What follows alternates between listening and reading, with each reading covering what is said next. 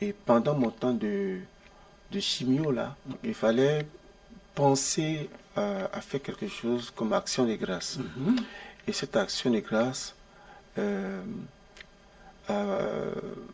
m'a été inspirée de faire de la musique. Je ne craindrai plus jamais,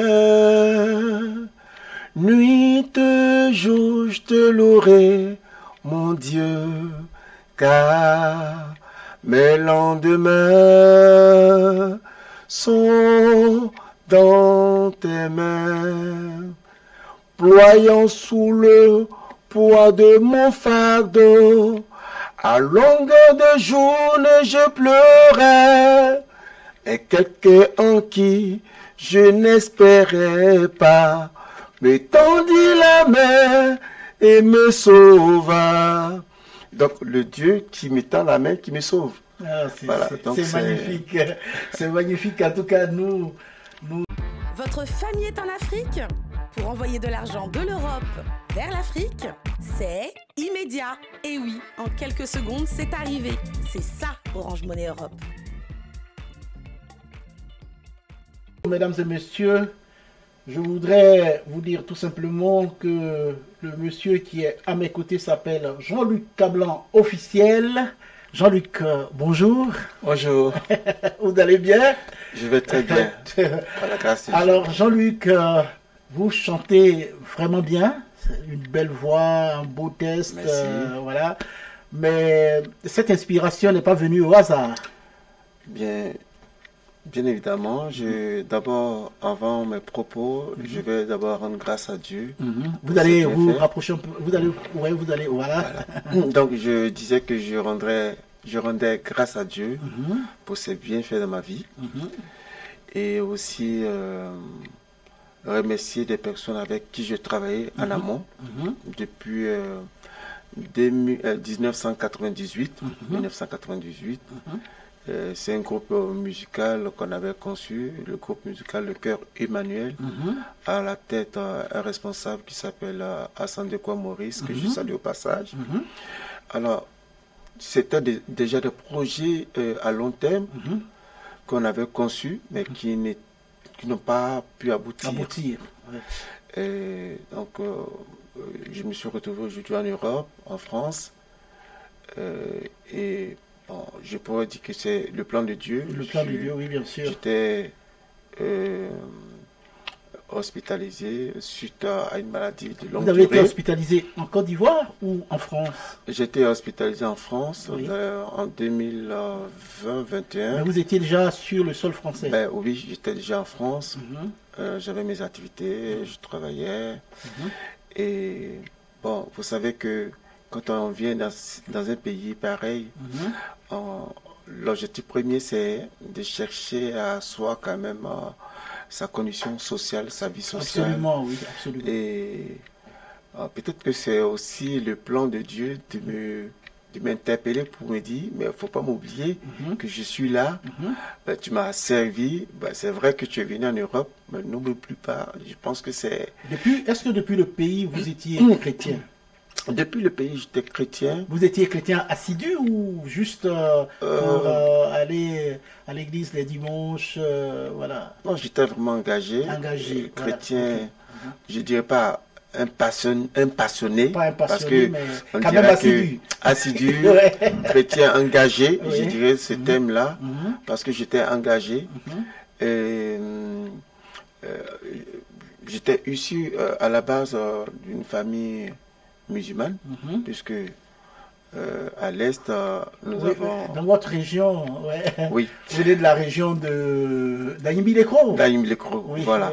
Alors, c'est aussi une expérience. Vous savez que en évoquant le volet chrétien et le volet religieux, je dirais, c'est une expérience personnelle qu'on vit.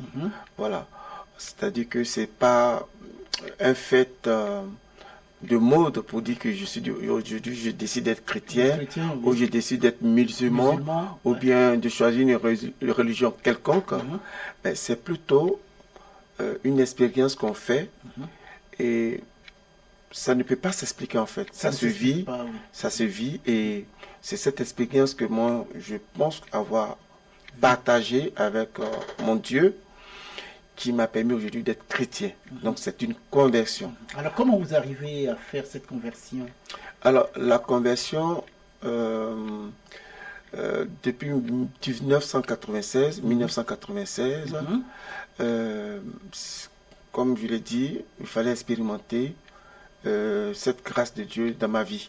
D'accord. Donc c'est parti par des songes, par des songes, par des songes. Et j'étais vraiment touché comme ça par des personnes qui étaient vraiment dévouées par la chose chrétienne. En fait. Alors vous êtes issu d'une d'une famille musulmane. Tout à fait. Et puis tout d'un coup vous décidez de faire la rupture, c'est-à-dire vous engager dans autre chose que la religion musulmane. Ça ne choque pas autour de vous? Il n'y a pas de grincement dedans? Ben, bien évidemment, c'était un choc. Ça n'a pas été facile pour des parents qui étaient vraiment très engagés aussi de leur côté à la religion musulmane, de savoir que leur fils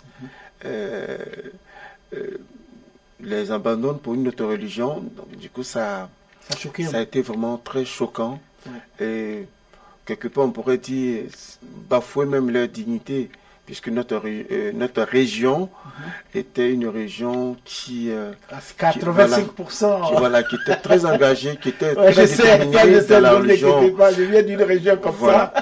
Donc, ça n'a pas été facile. Ouais. Bien évidemment, si j'étais musulman, je n'avais pas cette pensée, cette vocation. D'autant plus que je ne pense pas que ça soit un don, mais c'est une grâce de Dieu. J'ai eu cette soif quand je me suis converti à la religion chrétienne. Et c'est pour ça que tout à l'heure, en début de mes propos, j'ai remercié ce groupe musical qui est le Chœur Emmanuel, à la tête le responsable, M. Assane-Kwa Maurice, comme je vous l'ai dit. Quand je suivais ce groupe, vraiment j'ai eu cette force, cette envie de chanter.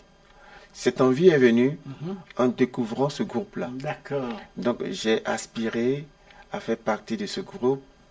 Et après, les choses sont venues seules. On voit qu'il y a des choses qui se définissent pas, qu'on ne peut pas expliquer en tant que telles, mais qui découlent, qui viennent seules. Et après, on fait cette expérience, on voit que vraiment c'est quelque chose qui était bien, qui m'allait très bien. J'ai aimé la chose de Dieu, j'ai aimé la chose musicale en fait. Voilà. D'accord. Alors, vous aimez la chose musicale, mais cette inspiration que nous avons regardée tout de suite, je veux dire, le clip que nous avons regardé tout de suite, vient du fait que, en fait, la chanson vient du fait que vous avez traversé une situation difficile. Oui. Bon, la chanson vient d'abord, en fait, la chanson, je l'ai réveillée en fait. Ah, d'accord. Je l'ai réveillée, mais à la base, à la source. C'était une ancienne inspiration. C'était une ancienne inspiration de ce groupe-là et à la tête de ce responsable.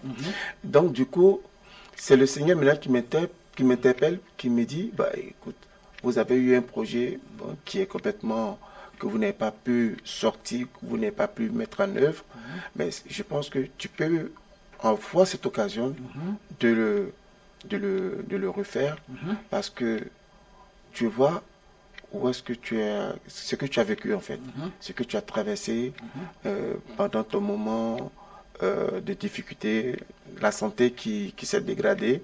Donc c'est une action de grâce que tu peux quand même rendre à ton Dieu. Donc écoutant cette voix intérieure, je me dis bah oui, ça c'est une bonne idée. Pourquoi ne pas me replonger dans la chose musicale et dire merci à Dieu pour son assistance, pour ce Dieu qui me redonne encore une autre chance de vie en fait. Donc voilà où est partie l'inspiration de réveiller tout ce répertoire qu'on n'a pas pu réaliser en son temps. C'est le premier ou le... Ben, ça c'est le premier single. C'est un single. C'est un single. Ouais. Et un deuxième single qui est en cours. Qui est en cours.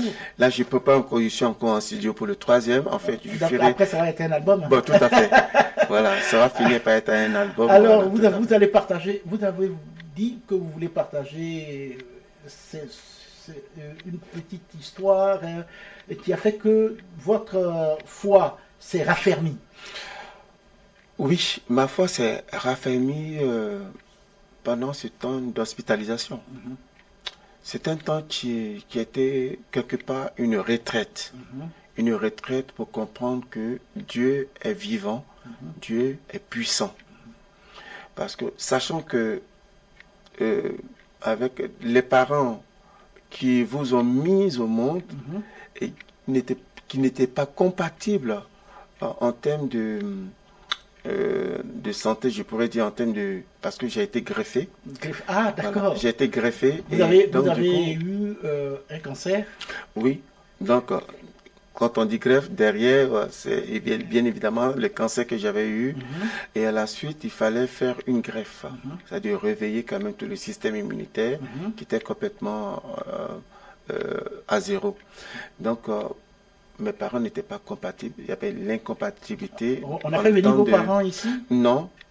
C'était le projet par rapport à la greffe, en fait. Mais malheureusement, qui n'a pas eu un aboutissement au vu des résultats que j'ai eus qui étaient négatifs. Donc, du coup, ils m'ont demandé de rentrer à la maison et qu'on croise les doigts. Voilà, ça c'était les thèmes. C'était les thèmes de l'hôpital. Ils ont dit, les médecins ont dit, bon, vous croisez les doigts qu'on puisse trouver quelque chose pour vous, parce que les parents ne sont pas compatibles. Je suis rentré à la maison. 2 semaines après, on m'appelle, on me dit, écoutez, monsieur, on a trouvé quelque chose pour vous qui est compatible et qu'on va pouvoir enfin vous greffer. Donc, c'est pour ça que quand j'analyse, je dis, je remercie le Seigneur pour cela. Quand on vous dit, par exemple, à l'hôpital, quand on vous dit, par exemple, rentrer à la maison, on croise les doigts, qu'est-ce qui vous vient en tête? Merci Seigneur. Ah bon? C'est la première fois. Vous arrivez à dire merci Seigneur? Merci Seigneur parce que... Parce qu'on vous dit que la mort n'est pas loin. Mais tout à fait. Lorsqu'on vous dit que, monsieur, pour le moment, il n'y a pas de compatibilité par rapport à la greffe, donc rentrez, croisez les doigts et attendez qu'on vous dise, enfin qu'on trouve une solution à votre situation. Mais vous étiez convaincu que une situation heureuse, une belle solution allait se trouver, ou tout à fait. Vous pensez à autre chose? Mais tout à fait. En fait, je n'ai pas eu d'inquiétude, bizarrement. C'était plutôt la paix et une paix intérieure qui me fait savoir que ne t'inquiète pas, la solution sera trouvée. Vous étiez toujours en prière aussi? Je reste en prière, bien sûr. C'est là que je vais demander aux personnes de faire cette expérience avec vraiment Dieu, d'être patient, parce que Dieu, les voies de Dieu sont insondables. Souvent, on est un peu déçu du plan de Dieu qui tarde à se manifester dans notre vie. Et après, on se décourage et on s'abandonne à autre chose. Mais moi, j'ai été ferme en tout cas. Et comme je l'ai dit, pour les personnes qui quittent une religion pour une autre religion, qu'elle soit une religion, que ce soit la religion musulmane ou autre, ces personnes en font quand même bien des expériences dans la chose spirituelle. Vous voyez, que vous soyez bouddhiste, que vous soyez, je sais pas, je vais dire n'importe quelle religion, lorsque vous abandonnez une religion pour une autre religion, vous faites cette expérience. Et cette expérience vous amène à comprendre qu'il y a vraiment quelque chose qui change, qui vient, qui s'apporte à votre vie.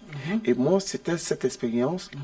Et quand je suis rentré, mon Dieu me dit, ne t'en fais pas, et je suis là, je te soutiens. Et quand on m'a annoncé cela, j'ai pas, pour moi, c'est pas que ça a été étonnant, parce que je savais que c'était le plan de Dieu, et donc j'ai dit merci à Dieu tout d'un coup, merci Seigneur, parce que tu m'as permis vraiment de trouver encore une solution à ma vie. Et puis, bon, comme par enchantement, 2 semaines plus tard, on vous appelle. On m'appelle pour vous dire que de rentrer en hospitalisation et que ça sera fait. Vous avez quelqu'un, enfin, qui a permis qu'on puisse vous greffer. Mais même quelle a été la réaction là mais même pas une personne. Excusez-moi si j'ai dit même pas une personne, parce que c'est plutôt un greffon. C'est-à-dire que... Ah, un greffon. Un greffon, c'est-à-dire que... de façon simpliste, voilà, un greffon, c'est quoi? Un greffon, c'est... je peux dire, en termes médical, on appelle ça le sein placentaire. D'accord. Donc, ce sein placentaire-là, qui qu'on m'a proposé de m'implanter parce que c'était compatible avec mon système à 99%. Vous voyez? Et en Alléluia. Plus, et puis en plus, c'était même pas en France. Oui. Ils l'ont retrouvé aux États-Unis. C'est pas vrai. Oui, puisqu'ils sont... Bon, vous savez que en Europe, ils ont quand même des conventions entre eux. Donc, du coup, ça m'a permis... et ils ont pu avoir ce greffon qui m'a permis d'être implanté, en fait. Voilà. D'accord. Et donc, après tout ça, vous avez dit, je veux faire un single pour remercier le Seigneur. Tout à fait. Alors, après tout ça, qu'est-ce que je peux faire pour rendre grâce à Dieu? Sachant très bien qu'avant, j'étais quand même dans ce ministère louange, adoration, je chantais pour Dieu. Bon. Et cette inspiration m'est venue comme ça. Et pendant mon temps de chimio, là, il fallait penser à faire quelque chose comme action de grâce. Et cette action de grâce m'a été inspirée de faire de la musique. Enfin, de revenir sur la scène musicale en tant que chanteur, puisque au départ, c'est ce que je faisais quand j'étais en Côte d'Ivoire. Donc, c'est un moyen quand même de rendre grâce à Dieu. Donc, je me remets sur la scène, je rentre en studio et je produis ce premier single que vous avez écouté. En tout cas, un single de très très belle facture que nous avons aimé. Est-ce qu'on peut avoir le son de la voix? Alors, je ne craindrai plus jamais, nuit et jour, je te louerai, mon Dieu, car mes lendemains sont dans tes mains, ployant sous le poids de mon fardeau. À longueur de journée, je pleurais, et quelqu'un en qui je n'espérais pas me tendit la main et me sauva. Donc, le Dieu qui me tend la main, qui me sauve.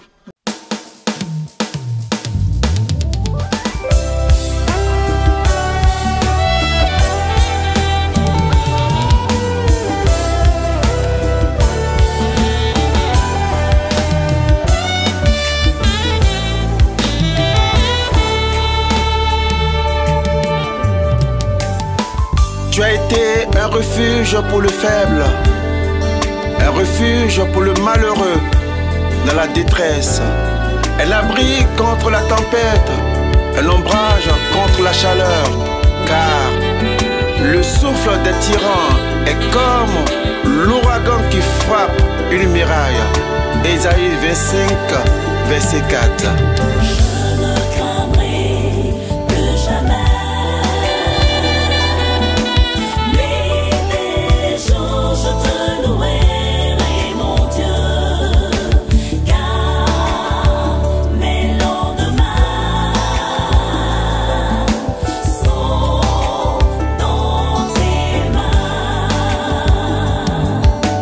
Ployant sur le poids de mon fardeau,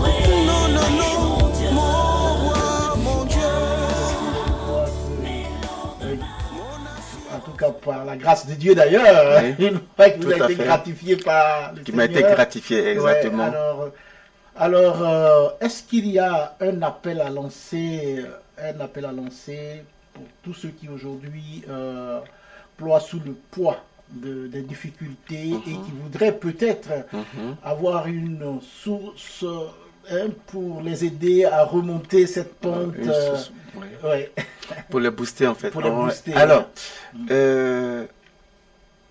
qu'ils persévèrent dans la foi, qu'ils expérimentent aussi Dieu. Parce que c'est vrai, il y a des personnes, comme je vous l'ai dit, dans mon développement, à un certain moment de leur fardeau, de leur poids, qui ne sentent plus la présence de leur Dieu. Mais Dieu est toujours là. Nous devons garder en nous que cette image-là. Vous voyez, la terre a été créée par Dieu. Il y a les arbres. Est-ce que l'arbre peut vivre sans la terre? Non, L'arbre ne peut pas vivre sans la c'est terre. la terre, non. Mais est-ce que la terre peut vivre sans les arbres? Bien sûr que la terre peut vivre sans les arbres. Exactement. Alors, est-ce que l'eau peut vivre sans les poissons? L'eau peut vivre sans les poissons, mais les poissons ne peuvent pas vivre sans l'eau. Voilà, vous voyez? Maintenant, est-ce que l'homme peut vivre sans Dieu? Non, pas du tout. Donc, nous sommes en Dieu, Dieu est en nous. Nous vivons en Dieu. De ce fait, nous existons, nous respirons, et c'est ça notre force en fait. Par contre, Dieu, lui, peut s'en passer de nous. Ben, donc, la seule chose à faire, c'est de quoi? C'est de rendre grâce à Dieu, qui nous bénit et qui nous permet quand même d'avoir le souffle de vie. D'accord. C'est le souffle de vie que nous avons par notre Dieu. Donc, pour des personnes qui sont désespérées, mais c'est toujours être ferme dans sa foi. Toujours être ferme avec ce qu'ils vivent, parce que ça sera aussi après un témoignage qui va se préparer. Parce que la Bible nous dit quelque part, par Saint Paul l'apôtre, il dit, ce n'est plus moi qui vis, mais c'est Dieu qui vit en moi. Saint Paul l'apôtre le dit dans les Actes des apôtres. Donc, moi, ma source d'inspiration, c'est le Seigneur. Et je l'ai expérimenté, j'ai trouvé qu'effectivement, que Dieu est en moi et c'est par lui que je vis. Donc, à ces personnes qui ont ces difficultés-là, je leur demanderai vraiment de persévérer. Leur témoignage n'est pas loin. En tout cas, tout le plaisir. Et la sortie du single, c'est pour... Ben, le single est sorti. Ah, il est sorti, Il est peut sorti le retrouver où? déjà sur ma page YouTube, Jean-Luc officiel, Jean-Luc Cablan officiel. Cablan officiel. Ouais. Vous allez pouvoir retrouver le single sur YouTube et sur les plateformes de téléchargement. Voilà, les réseaux sociaux, tout. Et c'est cette belle chanson que nous avons regardée tout de suite. Ouais, que vous pouvez facilement retrouver sur les différents réseaux et les plateformes, comme je l'ai dit, les plateformes de téléchargement. Jean-Luc Cablan officiel, mesdames et messieurs, c'est lui qui était notre invité aujourd'hui. Avec lui, nous allons donc parler de sa carrière, des difficultés qu'il a rencontrées, de sa rencontre avec le Seigneur et tout ça. Aujourd'hui, il fait donc chemin. Hein, il a commencé par un premier single, bientôt un deuxième single, puis un troisième single. On ne sait jamais, on aura un album. Tout à fait. On va terminer en beauté avec une belle chanson. Alors, Dieu ouvre un chemin pour toi, mon frère. Laisse le Seigneur entrer dans ta vie. Il sera la source de ton inspiration. Reste ferme dans ta foi. La Côte d'Ivoire vous intéresse? Vous souhaitez investir dans l'immobilier en Côte d'Ivoire, mais vous ne connaissez pas très bien le pays, les différents acteurs qui exercent et même la législation? Ça tombe bien. Je suis Sidonie Nguessan, la fondatrice de Belle Avenue Consulting, qui est un cabinet de conseil en investissement immobilier sur la Côte d'Ivoire et nous sommes basés à Paris et à Abidjan. Nous accompagnons des personnes comme vous qui souhaitent investir dans l'immobilier en Côte d'Ivoire. Si tel est votre cas, n'hésitez pas à nous contacter. À très vite.